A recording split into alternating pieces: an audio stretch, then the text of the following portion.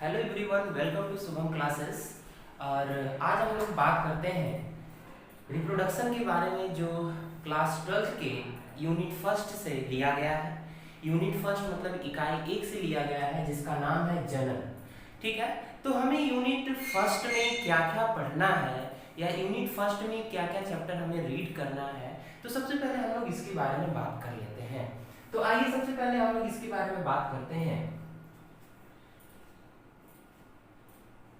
Unit first के बारे में हम लोग बात करते हैं, क्या क्या है हमारा यूनिट फर्स्ट में। तो सबसे पहली चीज हम लोग बात करेंगे मानव जनन के बारे में। ठीक है, मानव जनन क्या होता है, ह्यूमन रिप्रोडक्शन। ठीक है ना, ह्यूमन रिप्रोडक्शन क्या होता है, ठीक है, जनन क्या होता है और मानव में जनन कैसे होता है, ये सारी चीजें हम लोग बात करेंगे यहाँ पे। ठीक है, नेक्स्ट हम लोग बात करेंगे जनन स्वास्थ्य। ठीक है, अगर हम लोग किसी के साथ रिप्रोडक्शन करते हैं, ठीक है, कोई ऑर्गेनिज्म अगर रिप्रोड्यूस होता है, ठीक है, रिप्रोड्यूस होने का मतलब बच्चों ये होता है पैदा होना, ठीक है, जन्म लेना। ठीक है, तो कोई भी ऑर्गेनिज्म अगर जन्म लेता है तो जनन स्वास्थ्य का मतलब ये होता है कि इसके अंदर कोई बीमारी तो नहीं है, या कोई ज्यादा रिप्रोडक्शन कर सकता है तो इसके अंदर कोई दिक्कतें तो नहीं पैदा हो सकती हैं, क्योंकि इससे बहुत सारी बीमारियां फैलती हैं। जैसा आप लोग नाम सुना होगा आप लोगों ने कि एड्स के बारे में नाम सुना होगा, HIV के बारे में नाम सुना होगा, सिफिलिस के बारे में नाम सुना होगा। ये सारी चीजें क्या है, जनन से रिलेटेड है। ठीक है, तो मानव जनन, देन हम लोग बात करेंगे जनन स्वास्थ्य, फिर इसके बाद हम लोग बात करेंगे पुष्पी पौधों में लैंगिक जनन। किसके बारे में बात करेंगे, पुष्पी पौधों में लैंगिक जनन। ठीक है, पुष्पी पौधों में लैंगिक जनन, तो पुष्पी पौधों मतलब प्लांट के बारे में हम लोग बात करेंगे। तो हम लोग बात करेंगे पहले मानव जनन, क्योंकि मैंने सबसे पहला टॉपिक इसलिए इसको सेलेक्ट किया क्योंकि सबसे पहले हम लोग अगर अपने बारे में जान लेते हैं कि ह्यूमन के बारे में अगर हम लोग जान लेते हैं कि कैसे क्या होता है, रिप्रोडक्शन कैसे ह्यूमन के अंदर होता है, तो हमें प्लांट के बारे में समझना क्या रहेगा, थोड़ा सा आसान रहेगा। ठीक है, तो हम लोग आज स्टार्ट करते हैं, ज्यादा टाइम वेस्ट न करते हुए हम लोग अपने चैप्टर के ऊपर आते हैं, तो जिसका नाम है मानव जनन। ठीक है, रिप्रोडक्शन क्या होता है, अर्थात रिप्रोडक्शन की जरूरत क्यों पड़ी। ठीक है, रिप्रोडक्शन की जरूरत क्यों पड़ी, अगर आपसे कोई पूछता है कि रिप्रोडक्शन क्यों करते हैं हम लोग, तो इसका आंसर आपके पास होना चाहिए। ठीक है, इसका आंसर क्या होना चाहिए कि हम लोग रिप्रोडक्शन क्यों करते हैं, क्या जरूरत है इसकी। It is a part of life. ठीक है, ये क्या है, एक जीवन का भाग है। ठीक है, ये क्या है, एक जीवन का भाग है, इसके बिना जीवन क्या है हमारा, अधूरा है। जैसे हम लोग कहते हैं कि सजीव के लक्षण क्या है, श्वसन करना, ग्रोथ करना, इसी तरह सजीव के लक्षण क्या है, जनन भी करना है। क्या है, जनन भी करना है। तो सबसे पहले हम लोग बात करेंगे कि जनन क्या होता है। ठीक है, जनन क्या होता है, तो जनन क्या होता है, तो जीवों में अपनी जैसी संतान उत्पन्न करना ही क्या कहलाता है, जनन कहलाता है। दोस्तों, अगर आप 2022 के बोर्ड एग्जाम में पेपर दोगे तो आप सभी के लिए गुड न्यूज़ है। जैसा अभी आपके स्कूल कोचिंग बंद चल रहे हैं तो आप घर से ही पढ़ाई कर रहे हैं, और जितने स्टूडेंट घर से पढ़ाई नहीं शुरू किए हैं, शुरू कर दें। देखो, अभी स्कूल कोचिंग बंद है तो आप घर से पढ़ाई कर रहे हो, तो आपको ये नहीं पता चल रहा है कि आपकी प्रिपरेशन कैसी चल रही है। ये कैसे पता चलेगा, जब आप टेस्ट में पार्टिसिपेट करोगे। और आपको इसी टेस्ट को फ्री में लेकर आए हैं अनअकैडमी, जो आपके लिए एक स्पेशल टेस्ट सीरीज लेकर आए हैं, बैक टू स्कूल, जिसमें आप अपने सभी सब्जेक्ट का टेस्ट में भाग देकर ये चेक कर सकते हो कि आपकी प्रिपरेशन कैसी चल रही है। अगर आप क्लास 10 की स्टूडेंट हो तो ये टेस्ट आपका 20 नंबर का होगा, जो 45 मिनट आपको टाइम दिया जाएगा, और टोटल 20 क्वेश्चन आपसे पूछे जाएंगे। और ये टेस्ट आप मंडे, वेडनेसडे, फ्राइडे शाम 6 बजे दे सकते हो। अगर क्लास 12 के स्टूडेंट हो तो आपसे 30 क्वेश्चन पूछे जाएंगे, 30 नंबर आपको दिया जाएगा, और टोटल आपको 60 मिनट दिया जाएगा। और क्लास 12 के स्टूडेंट कभी भी टेस्ट में पार्टिसिपेट कर सकते हैं। तो जितने भी स्टूडेंट देख रहे हैं, डिस्क्रिप्शन में आपको सभी क्लासेस का लिंक मिल जाएगा, उस पर क्लिक करके आप जाओगे तो वहाँ पर आपसे एक कोड मांगेगा, उसमें आप शुभम UP10 जैसे ही कोड को यूज़ करोगे, आप बिल्कुल फ्री में टेस्ट में भाग दे सकते हो। तो जितने भी स्टूडेंट देख रहे हैं, जल्द से जल्द जाकर टेस्ट में भाग लें, ताकि आपको पता चले कि आपकी तैयारी कैसी चल रही है। क्या कहलाता है, जनन कहलाता है। जीवों में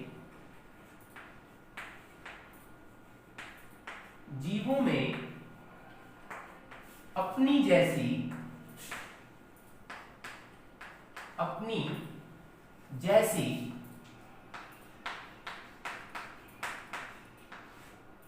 संतान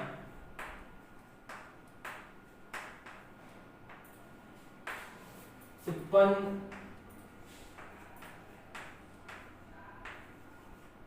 करना ही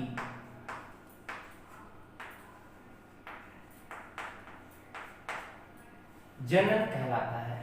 क्या कहलाता है? जनन।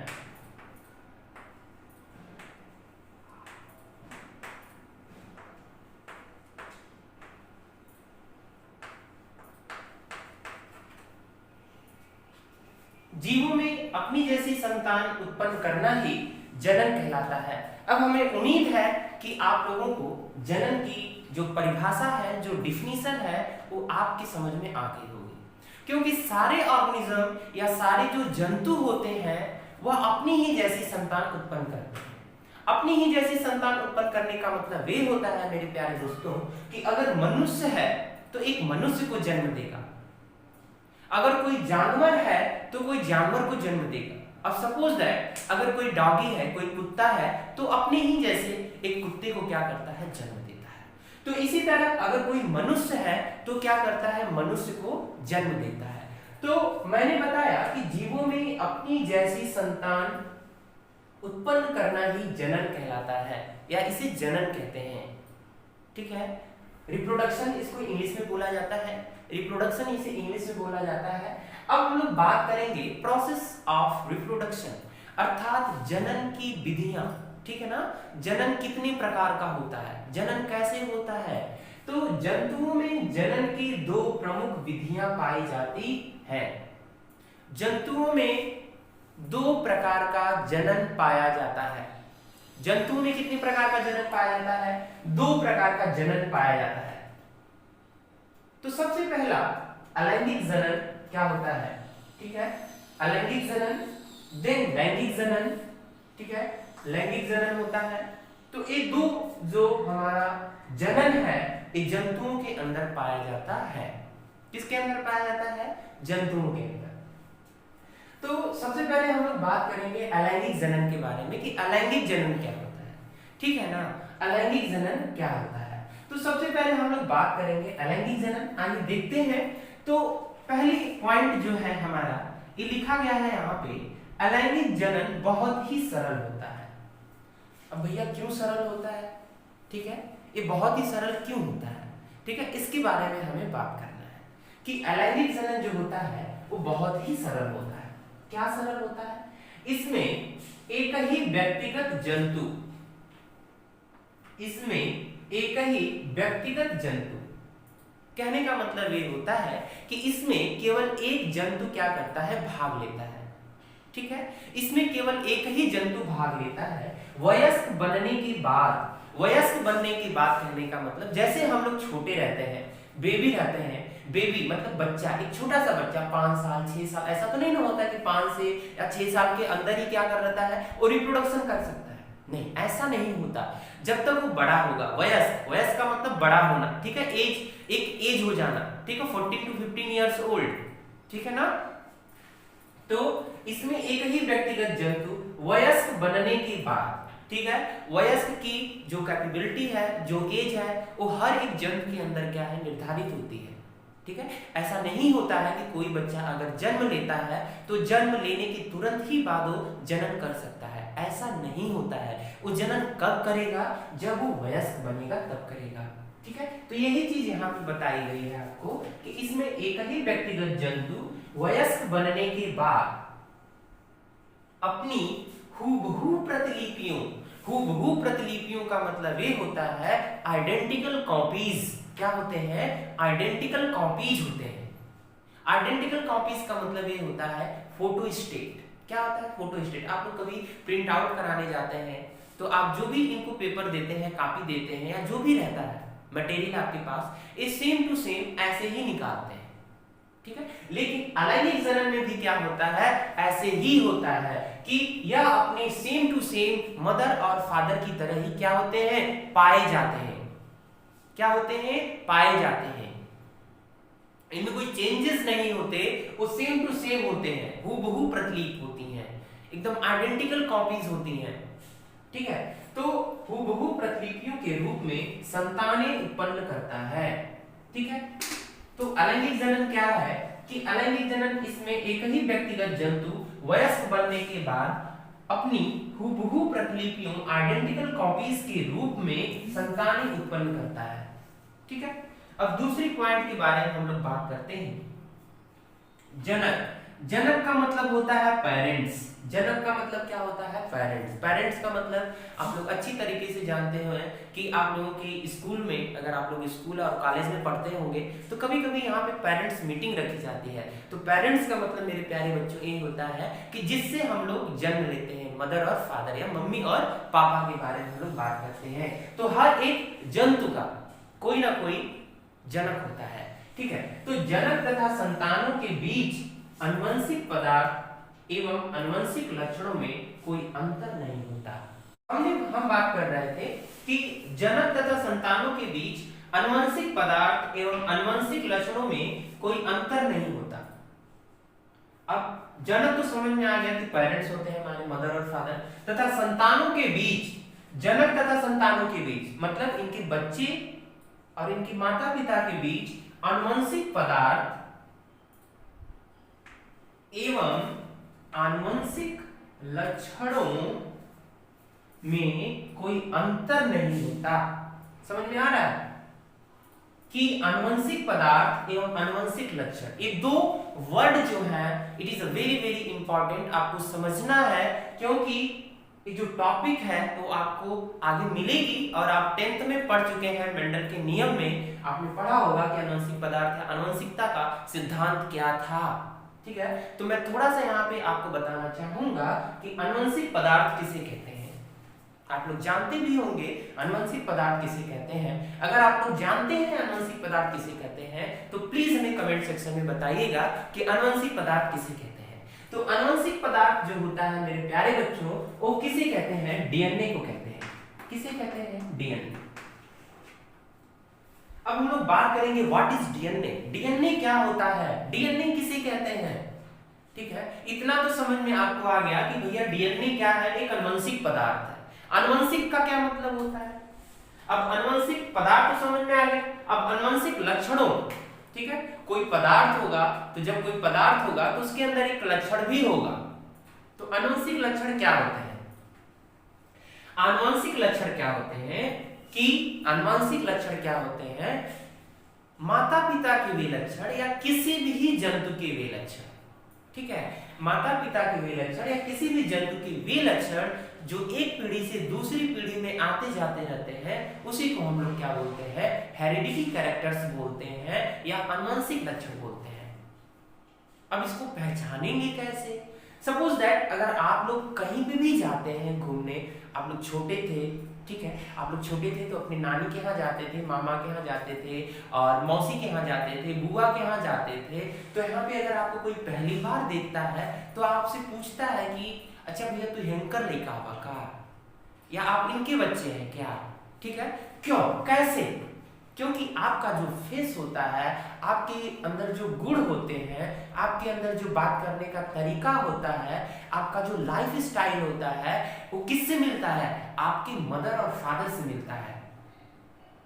किससे मिलता है? आपकी मदर और फादर से मिलता है। अगर आपके पापा सांवले हैं, मम्मी गोरी हैं, तो जाहिर सी बात है आप गोरे होंगे या तो सांवले होंगे, ठीक है। हो सकता है अगर आपके पापा का बाल जो है घुघराला है, ठीक है, तो हो सकता है आपके बाल भी क्या हो, घुघराले हो, ठीक है ना। तो ये सारी चीजें क्या है? यही तो है आनुवंशिक लक्षण। क्या है? यही तो है आनुवंशिक लक्षण। अब तो समझ में आ गया होगा कि आनुवंशिक लक्षण क्या होते हैं, ठीक है। अगर आपकी मम्मी की आंखें भूरी हैं, पापा की आंखें भूरी हैं, तो जाहिर सी बात है हो सकता है आपकी भी आंखें क्या हो, भूरी हो सकती है, ठीक है। तो ये सारी चीजें क्या है? आनुवंशिक लक्षण है। तो आनुवंशिक पदार्थ के द्वारा ही हमारे अंदर आनुवंशिक लक्षण जो होते हैं वो आते हैं, ठीक है। आनुवंशिक पदार्थ के द्वारा ही हमारे अंदर आनुवंशिक लक्षण जो होते हैं, हेरिडिटी जो कैरेक्टर्स होते हैं, वही आते हैं। मेरे प्यारे बच्चों, मैं एक बात आपसे कहना ये चाहता हूं कि मैं कुछ वर्ड जो है इंग्लिश में इसलिए बोल रहा हूं क्योंकि अगर आप लोग, ठीक है, अभी तो आपका फाइनल ईयर है, ठीक है, 12th फाइनल ईयर यहाँ पे चल रहा है, लेकिन इसके बाद अगर आप कहीं पे भी जाते हैं, आप कहीं पे भी जाते हैं तो आपको इंग्लिश पढ़ना ही पड़ेगा, अर्थात जो इंग्लिश वर्ड है बायोलॉजी का वो पढ़ना ही पड़ेगा। ठीक है, अच्छा आप लोग कभी सोचे हैं कि जो इंग्लिश वर्ड है बायोलॉजी का वो हिंदी वर्ड से क्या होता है, काफी सरल होता है ना, इजी, समझ में आ जाता है जल्दी से। जैसे हम लोग रिप्रोडक्शन अगर बोलते हैं तो हमें समझ में आएगा, लेकिन जनन क्या होता है, थोड़ा सा लेट समझ में आता है ना।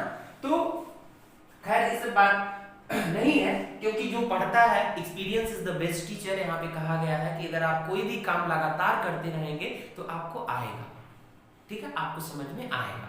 ठीक है, तो यहाँ पे इंग्लिश वर्ड मैं बोल रहा हूं कि आपको आगे कभी दिक्कत ना हो, अगर कोई वर्ड आपके सामने आ जाए तो आपके माइंड में ये रिकॉग्नाइज हो जाए कि हाँ ये वर्ड मैंने सुना है, हाँ इसका मतलब ये होता है। ठीक है, तो ये चीज है। अब थोड़ा सा हम लोग बात करते हैं डीएनए के बारे में। डीएनए क्या होता है? ठीक है, तो डीएनए तो पहली चीज आप लोगों को समझ में आ गई कि भैया ये आनुवंशिक पदार्थ है।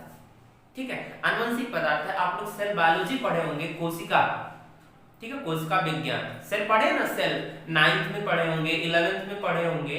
तो ये जो सेल होता है ना, सेल के अंदर जो बीच वाला जो पार्ट होता है जिसको बोलते हैं केंद्रक या न्यूक्लियस। ठीक है, तो न्यूक्लियस जो होता है किंग ऑफ द सेल हम लोग कह सकते हैं। न्यूक्लियस जो होता है कोशिकाओं का राजा होता है। न्यूक्लियस क्या होता है? कोशिकाओं का राजा होता है। और आप लोग ऐसे समझ सकते हैं कि राजा क्या करता है, राजा जो होता है वो अपनी प्रजा को क्या करता है, अपनी प्रजा को क्या करता है, संभाल के रखता है, या इसकी जो प्रजा होती है वो राजा के आदेश पे काम करती है।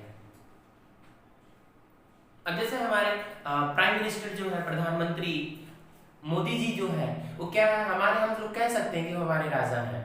ठीक है, इनके आदेश का पालन हम लोग क्या करते हैं, करते हैं। ठीक है, अगर लॉकडाउन 1 महीने है तो 1 महीने लॉकडाउन है। ठीक है ना।